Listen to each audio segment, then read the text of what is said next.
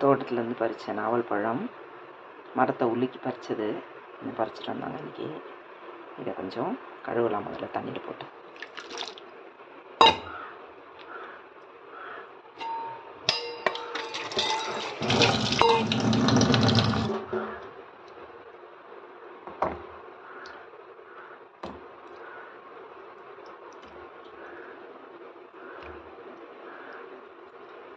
கழுவி எடுத்தாச்சு.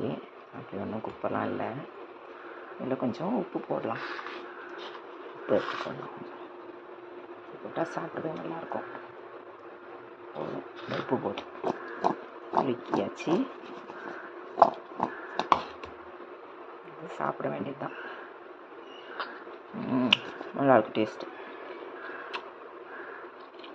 நாவல் பழம்.